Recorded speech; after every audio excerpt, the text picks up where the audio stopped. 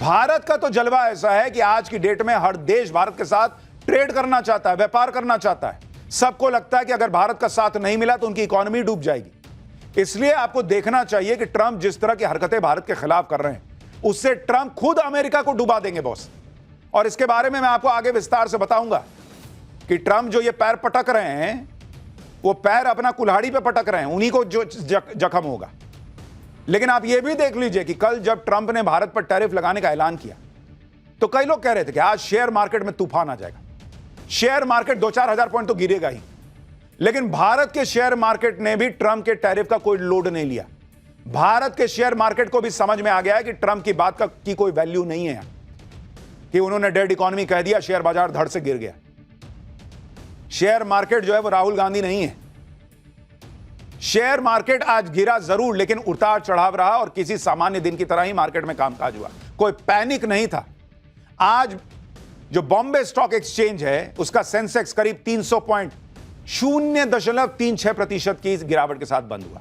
Nifty 50 का index भी 86.70 point यानी 0.35% की गिरावट के साथ बंद हुआ। यानी नॉर्मल दिन था, कई बार ऊपर गया, कई बार नीचे आया, लेकिन कोई पैनिक सेलिंग हो रही हो ऐसा कुछ नहीं हुआ। यानी ट्रंप का टैरिफ वाला बयान भारतीय बाजार में कोई तूफान नहीं ला पाया। जिस इकोनॉमी को राहुल गांधी ट्रंप के कहने पर डेड बता रहे हैं, यह वही इकोनॉमी है जिसके शेयर मार्केट में राहुल गांधी ने खुद 2014 के बाद से बंपर कमाई की है, नोट छापे हैं बॉस एक तरीके से। राहुल गांधी की मूवेबल एसेट्स की वैल्यू 9 करोड़ 24 लाख रुपए के करीब है। इसमें से 90% निवेश उन्होंने म्यूचुअल फंड और स्टॉक्स में किया हुआ है। 15 मार्च 2024 तक उन्होंने 4 करोड़ 33 लाख रुपए स्टॉक्स में लगाए हुए थे। म्यूचुअल फंड में 3 करोड़ 81 लाख रुपए लगाए हुए थे। डेड इकोनॉमी में इतने करोड़ों रुपए क्यों लगा रहे हैं राहुल गांधी, जरा बताइए पब्लिक को। और जबकि 2014 में राहुल गांधी ने किसी भी लिस्टेड इक्विटीज और इक्विटी म्यूचुअल फंड में पैसा लगाया ही नहीं था। उन्होंने निवेश सिर्फ बॉन्ड्स और यंग इंडिया तक सीमित रखा हुआ था। खुद शेयर मार्केट में नोट छाप रहे हैं, बढ़िया प्रॉफिट कमा रहे हैं, और अपने देश की इकोनॉमी को डेड बोलने वाले के साथ मिलकर हा हा हा कर रहे हैं, वाह मजा आ गया भाई। उनको जरा नहीं लगता कि ये मोदी के खिलाफ नहीं बोल रहा है ट्रंप, ये देश के खिलाफ बोल रहा है। आप ये भी देखिए कि पीएम मोदी के प्रधानमंत्री बनने के बाद से ही राहुल गांधी ने कैसे भारतीय बाजार में अपना निवेश कई गुना बढ़ा दिया। भारतीय मार्केट में राहुल गांधी का जरा निवेश देखिए, मैं आपको बताता हूं, जिसे डेड इकोनॉमी बता रहे हैं। राहुल गांधी का निवेश ये आपको बता रहा हूं, भारतीय मार्केट में कितना उन्होंने निवेश किया हुआ है राहुल गांधी ने। कोई जाके पूछे, इसमें बॉन्ड्स हैं, डिबेंचर्स हैं, शेयर्स हैं। 2014 में उनका निवेश कितना था राहुल गांधी का? 83 लाख प्लस, इतना का निवेश उन्होंने शेयर मार्केट में किया हुआ था। 2019 में यह निवेश बढ़कर हो गया 5 करोड़ रुपया। ये देखिए बॉस, ये दुनिया में मिसाल होगी, कोई डेड इकोनॉमी जहां 83 लाख रुपया से निवेश बढ़ाकर कोई 5 करोड़ रुपया कर दे। डेड इकोनॉमी में पैसा लगा रहे हैं। और 2024 में यह बढ़कर 8 करोड़ रुपया हो गया। वाह, गजब डेड इकोनॉमी है बॉस, गजब। डेड इकोनॉमी में पैसा जो है वो बढ़ता चला जा रहा है। एक और आंकड़ा आपको दिखाता हूं, आप चौंक जाएंगे। पिछले 5 महीने में राहुल गांधी ने शेयर बाजार में निवेश के जरिए जो मुनाफा कमाया है, 5 महीने में मुनाफा राहुल गांधी का, वो मुनाफा कितना है आपको पता है? राहुल गांधी का मुनाफा डेड इकोनॉमी से मुनाफा 46 लाख 49 हजार रुपया। 46 लाख 49 हजार रुपया का मुनाफा मात्र पिछले 5 महीने में छाप दिए हैं राहुल गांधी। कह रहे हैं कि डेड इकोनॉमी। इतना ही नहीं, राहुल गांधी के अलावा गांधी परिवार के बाकी सदस्य भी भारतीय बाजार में निवेश बढ़ा रहे हैं और मुनाफा कमा रहे हैं। जैसे साल 2014 में सोनिया गांधी का बॉन्ड्स, डिबेंचर्स और शेयर्स में निवेश 94 लाख रुपए के करीब था, जो साल 2019 में बढ़कर 2 करोड़ रुपए पहुंच गया और 2024 में बढ़कर 4 करोड़ रुपए पहुंच गया। इसी तरह प्रियंका वाड्रा ने 19 शेयर्स और 5 म्यूचुअल फंड में करीब 3 करोड़ 24 लाख का निवेश किया हुआ है। खुद शेयर मार्केट में पैसा लगाए हुए और दूसरे को कह रहे हैं कि अरे आपको पता नहीं है भारत की इकोनॉमी डेड है, आपको पता नहीं है। बहुत हंसी भी आती है लेकिन अफसोस भी होता है ये नेता प्रतिपक्ष है, इस परिवार को इस देश ने क्या नहीं दिया है, और आप ऐसे खुले में किसी के लिए भी बोल दे रहे हैं कि ट्रंप सही बोल रहा है, भारत की इकोनॉमी डेड है। राहुल गांधी हो या प्रियंका वाड्रा, दोनों भाई बहन ने नरेंद्र मोदी के राज में शेयर मार्केट में पैसा लगाया हुआ है और दोनों मुनाफा कमा रहे हैं। फिर भी वो भारतीय अर्थव्यवस्था पर ट्रंप के दावों को ठीक उसी तरह हवा दे रहे हैं जैसे ट्रंप के सीजफायर वाले दावे पर दे रहे हैं। सुनिए प्रियंका वाड्रा क्या कह रही। Everybody has seen कि अमेरिका के राष्ट्रपति जी ने क्या कहा है, टैरिफ के बारे में बोला है और जंग के बारे में फिर से बोला है कि मेरे कहने से भारत और पाकिस्तान दोनों ने जंग रोकी। तो दोनों चीज़ों का जवाब सरकार को देना पड़ेगा। मोदी जी हर जगह जाते हैं, पूरी दुनिया में घूमते हैं, दोस्ती करते हैं लोगों के साथ और फिर हमें ये मिलता है। ये लोग खुद तो बम्पर कमाई कर रहे हैं लेकिन इकोनॉमी को डेड बता रहे हैं। राहुल गांधी को अगर भारतीय अर्थव्यवस्था की हालत जाननी ही थी तो वो ट्रंप की जगह अपने नेताओं से पूछ लेते, वही बता देते कि ट्रंप भारतीय इकोनॉमी को लेकर जो बातें कर रहे हैं वो गलत है। सुनिए कांग्रेस के नेता राजीव शुक्ला और शशि थरूर राहुल गांधी का क्या ज्ञानवर्धन कर रहे हैं। ट्रंप का ये कहना है कि भारत और रूस की इकोनॉमी डेड है, एकदम गलत बात है। भारत की इकोनॉमी डेड नहीं, जो हमने आर्थिक सुधार किए जब नरसिम्हा राव जी और मनमोहन सिंह जी थे, उसके बाद उस आर्थिक सुधारों को आगे वाजपेयी जी ने भी बढ़ाया और उसके बाद मनमोहन सिंह जी ने 10 साल में जो मजबूती प्रदान की और उसके बाद वर्तमान सरकार ने भी जो उसमें काम बढ़ाया। America is completely unreasonable in their demands. We will have to go elsewhere. I mean, that is the strength of India. No, we are not a totally export-dependent economy like, say, China is.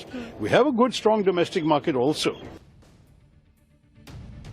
यानी कांग्रेस के नेता ही राहुल गांधी को आईना दिखा रहे हैं, और सिर्फ कांग्रेस के नेता ही नहीं, इंडी गठबंधन में भी कई नेता हैं जो खुलकर बोल रहे हैं। उद्धव ठाकरे की शिवसेना की सांसद प्रियंका चतुर्वेदी ने ट्रंप के बयान पर कहा कि यह कहने की जरूरत नहीं कि भारतीय इकोनॉमी दुनिया की टॉप 5 अर्थव्यवस्थाओं में शामिल है, सबसे तेजी से बढ़ती अर्थव्यवस्थाओं में से एक है।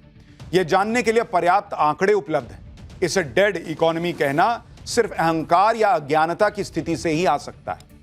अब वो कह तो ट्रंप के लिए रही थी, लेकिन ये तो राहुल गांधी पे भी अप्लाई होता है कि अहंकार या अज्ञानता की स्थिति में ही आदमी एक रॉकेट बनी अर्थव्यवस्था को डेड इकोनॉमी कह सकता है।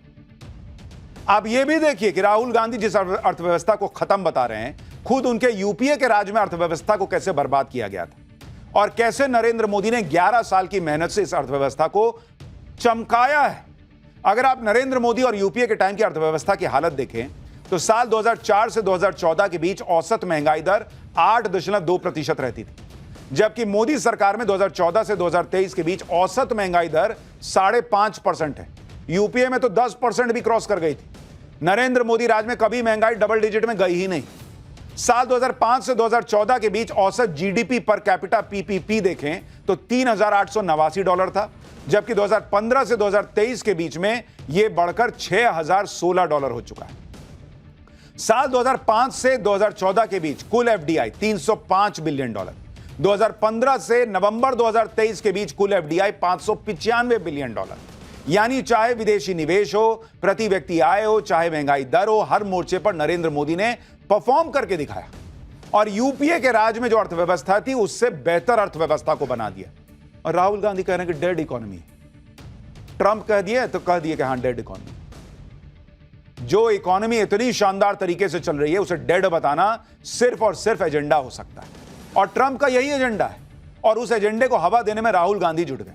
जबकि ट्रंप की बौखलाहट तो साफ साफ समझी जा सकती है। डोनाल्ड ट्रंप ना तो अपनी शर्तों पर भारत से ट्रेड डील करवा पा रहे हैं, ना ही वो भारत को रूस से तेल और हथियार खरीदने से रोक पा रहे हैं। ट्रंप को लगा था कि वो जैसे ही भारत पर 25% का टैरिफ ठोकेंगे भारत झुक जाएगा, नरेंद्र मोदी फोन करने लगेंगे, लेकिन ऐसा कुछ हुआ ही नहीं। मैंने आपको कहा यह नरेंद्र मोदी का नया भारत है। फ्लावर समझा क्या, यह फायर है बॉस, यह नया भारत। उल्टा भारत ने साफ इशारा कर दिया कि डील हो या ना हो भारत अपने हितों से समझौता नहीं करेगा। इससे ट्रंप की बौखलाहट और बढ़ गई तो वो डेड इकोनॉमी बोलने पर आ गए। पर भाई वो तो डोनाल्ड ट्रंप अपने देश के फायदे के लिए बोल रहा है, राहुल गांधी को अपना देश नहीं दिखता है। दूसरी तरफ ट्रंप ने रूस से व्यापार करने पर भी भारत को धमकाया था, पेनल्टी लगाने की धमकी दी थी, लेकिन भारत ने उसका भी लोड नहीं लिया। अब ट्रंप को लगा कि भाई वो तो दुनिया के सबसे ताकतवर देश के राष्ट्रपति हैं, अगर कोई देश उनसे भी नहीं डर रहा तो उनकी तो बड़ी फजीहत हो जाएगी।